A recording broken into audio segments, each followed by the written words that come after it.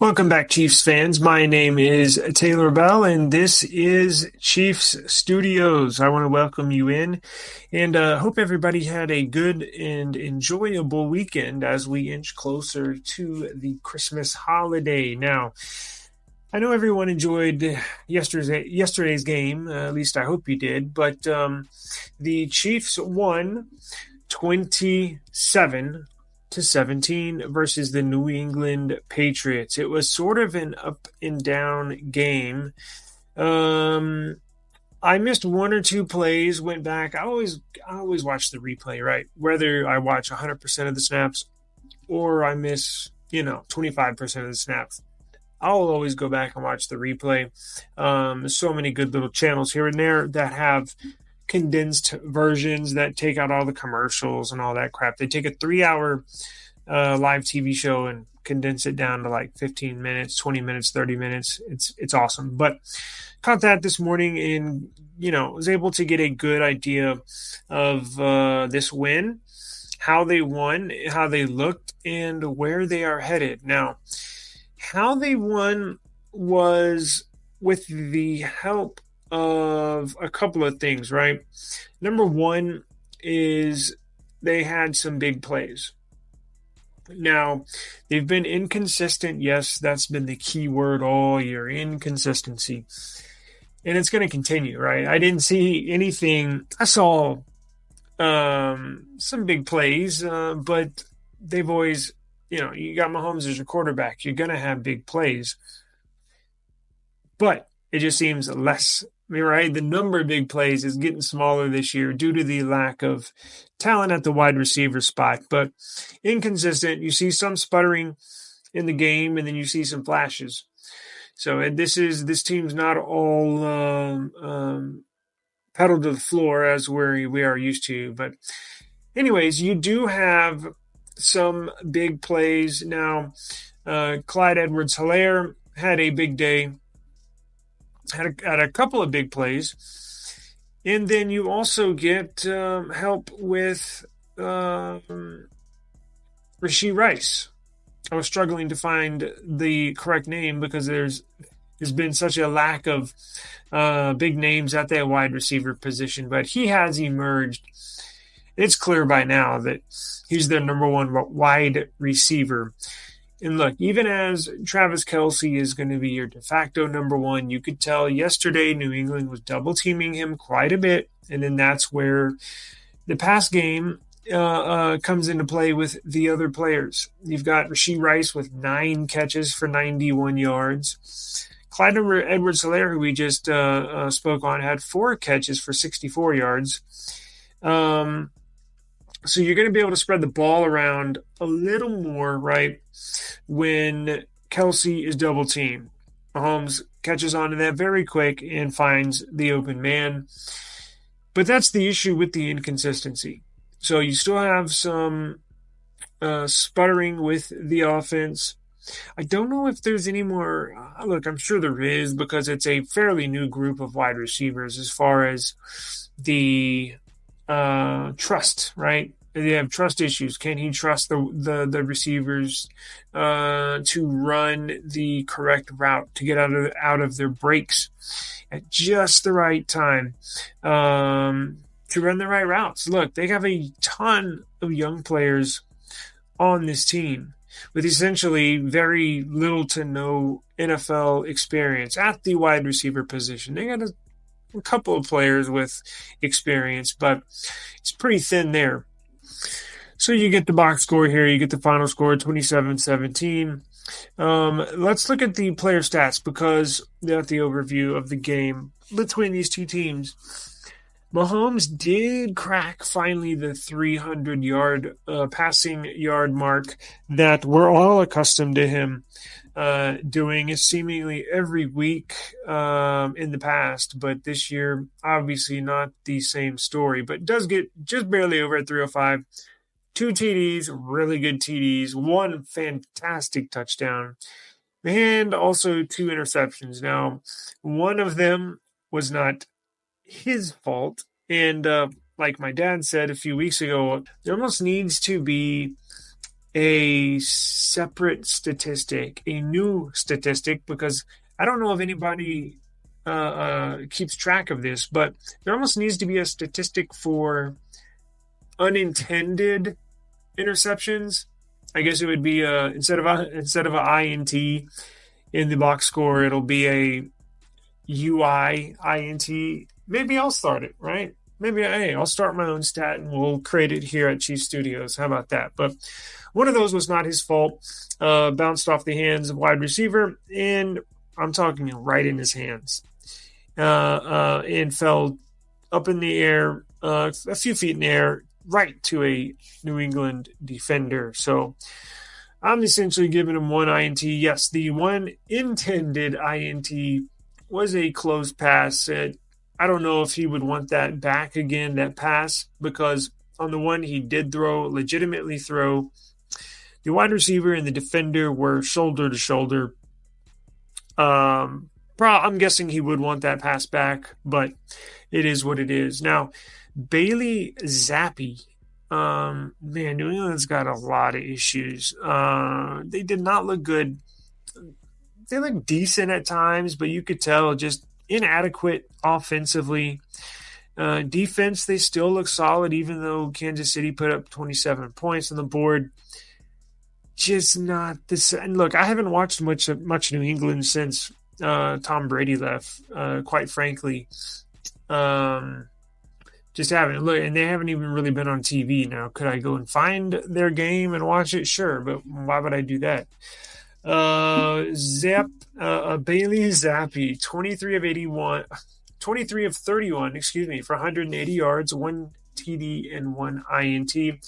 And here's the other thing. I completely forgot Zeke Elliott was on the Patriots. I saw the signing. I saw the news. I knew he was a free agent. But I just forgot, right? Now it's like you go to New England and you just gone into the abyss, into the football abyss. Man, what a fall from grace. Clyde Edwards-Helaire on the other end, on our end, for the Chiefs, had 13 carries for 37 yards. Their number one option for the running back position. Started most of the game at that running back spot. Got, like I said, 37 yards.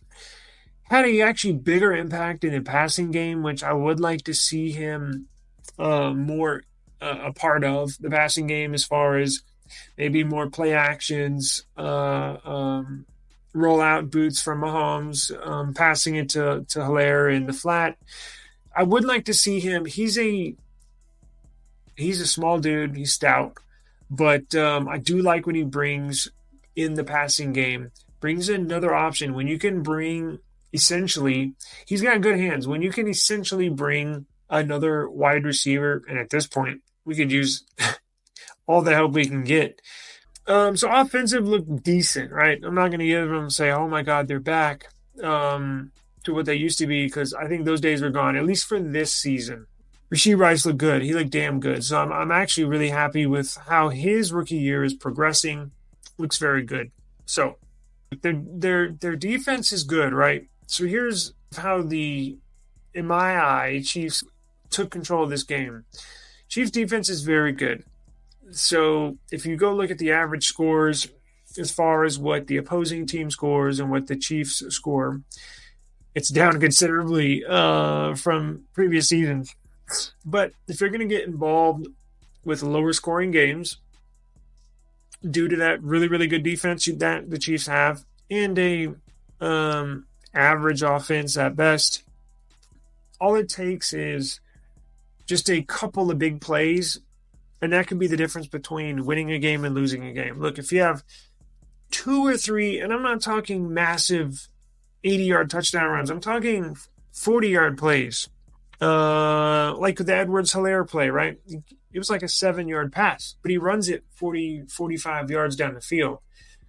2 or 3 plays like that a game should be the difference between winning and losing a game. So if we can just get something similar to that in the future, I'm not saying we will win the game, but I think with these low-scoring games, it's going to hinge on just a couple of big plays. Defense looked really good. Let's see. I was going to say, yeah, Willie Gay Jr. had the interception of the day. And there were a couple of sacks. Let's see. Watson had one. Tranquil had one. Charles Omenihu had one. And what did Chris Jones do? Look at this. Here's their number one draft pick. Their first-round draft pick, number 97, Felix. Zeros across the board. Zeros. That's not good. Where are we at? Where is Mr. Chris Jones? Kind of a quiet day, right? 2 tackles, and that's it. Now, I'll probably need to go back and watch the film again and just focus on him. It's possible. I did see him double teamed on a couple of, or not more than a couple, but I'll go back and double check. But could have been double teamed for a large majority of those plays when New England is on offense. So I'll go back. I'll reserve judgment on his performance, but nobody really stood out, but it was a solid performance, I would say. Solid. Now, the kicker, I believe he missed his first kick today of the whole season. Harrison Butker, 2 of 3, long of 54. First miss of the year. You know, it is what it is. He's had a great year, so that's definitely not a negative. He's definitely one of the strong points of the team, but I just wanted to note that. Sorry to bring that up, Harrison. All right, so glad to see football back on Christmas Day. Kansas City will have the number 2 game out of the 3 on Christmas Day. It's a 12 p.m. start time, Central Standard. Now, Chiefs, I believe, are, what are they, number 2 or number 3 in the AFC? The Ravens won their last game, so I believe the Baltimore Ravens are the first slot, but let's see if there's any. Oh, big breaking news for the Chiefs. I was going to start with this, and I forgot. Skyy Moore, wide receiver for the Chiefs, is out for the rest of the season. Yes, there's only 3 games remaining, but Skyy Moore is not going to be participating in any of those 3 games. He was placed on the injured reserve list today, had season-ending knee surgery. It sounds like they cleaned up his knee. He was pulled from the game yesterday due to some knee swelling in his knee, and he actually got it scoped this morning. So that was news just about an hour ago, this late Monday afternoon. So I did want to pass that along to everybody. Now that will leave he wasn't a big part, and actually this season's been a big disappointment for. Sounds like a broken record, right, for the wide receivers, but that will give other players opportunity to step up to the plate and get ready for this playoff push. Now, is there any other news? I don't see any other news. It says Pacheco will be back with for the Raiders game. Let's see. So Pacheco is back. Skyy Moore is out. And we will cover more of that game as we get closer to the weekend. Now let's look at the AFC standings. All right, I got ESPN.com pulled up with the AFC and NFC. So the NFL playoff picture for this 2023 NFL season. So Baltimore, yes, is the number 1 slot in the AFC, heading in, getting, as I mentioned, inching closer to the playoffs. And Baltimore gets the win this weekend, so they solidify themselves at the number 1 spot. Dolphins are number 2 in the AFC. Kansas City finds himself at the 3rd position in the playoff race for the AFC. Jacksonville from the AFC South division is number 4. Cleveland Browns number 5. Cincinnati Bengals number 6. Indy Colts. So I want to keep an eye on Houston to see what they do. It looks like if CJ Stroud can play the remaining 3 games, I think they have. My money is on the Texans to make the playoffs. That is if Stroud is playing all 3 games. He did not play last weekend due to a concussion from the previous week. But I don't have much confidence in Indianapolis. And boy, Trevor Lawrence, Jacksonville Jaguars, I don't put too much stock into them. Well, we will see, right? We will see. Let's look at the NFC. San Francisco, number 1 spot at 11-3. Philly, number 2. The Detroit Lions got the number 3 spot. I don't think I've said that ever in my life. Tampa Bay, number 4. That's wow, it's 7-7. Cowboys find themselves in the 5th position for the playoff race in the NFC with their loss on Sunday. My goodness. And we'll get to them here in a second. Vikings in the 6th position and the Rams at the 7th spot. It looks like the NFC's got a couple of 500 teams in the playoffs. Does the AFC have any 500 teams? They do not. Okay. So we will keep an eye on that as we get closer. We'll break down all that probably starting next week because after this upcoming week, you got 2 games left, and that's when the playoff picture really heats up. Now, for the MVP, I know I've discussed last few weeks in regards to the MVP. This year's really difficult. Why is it more difficult than any other year? Is because, look, I said Dak, I think, was my number 1. Dak Prescott for the Cowboys was my number 1 position for MVP, even though it pains me to say that. But man, they got squashed. I mean, they just got demolished this past week. In a really bad performance like that, I can't do it. I will have to take my vote away from Dak at this moment. But here's the issue. Here's why it's difficult. Who do I give it to? San Francisco's got the best record. They basically have the best roster. But I think, look, Brock Purdy possibly is the quarterback, default, the leader of the team. But I think Christian McCaffrey, I might be inching close to him, which may sound a little weird at first, but he means so much to that team. He's had a fantastic season. Look, they're stacked. So whether you give it to Purdy or you give it to Christian McCaffrey, whatever, I don't. It's not a big deal this year. Normally, I would say I think Mahomes should be in the conversation. And I think I mentioned around week 7 that at the moment for the early MVP race, I was giving it to him because he was basically holding this Chiefs team together like glue. Because if he was not there, look, if Mahomes was not on the Chiefs and they just had some random person, right? Random QB, I do not think they would be at 4 wins, probably 4 or 5 wins. He makes that much of a difference, but they're not going to give it to him this year, which is fine, whatever. I think he'd probably say that as well, but I was considering giving it to Tyreek Hill, but he missed a part last game and then part of the previous game before that due to an ankle injury. So it looks like he will drop out of the race.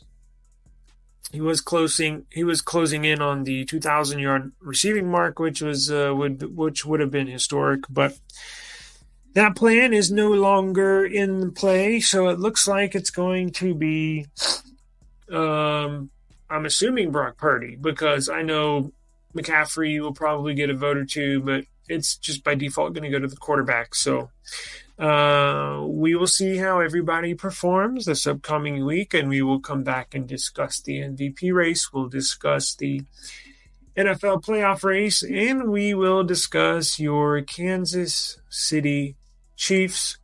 Please subscribe to the channel. Thank you for viewing.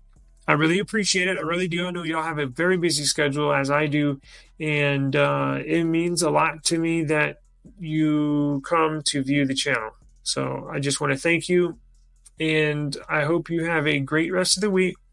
I believe we're going to come back either tomorrow or Wednesday, but stay tuned. You'll get notified if you subscribe to the channel. Thank you very much, and we will see you tomorrow or the next day. Peace.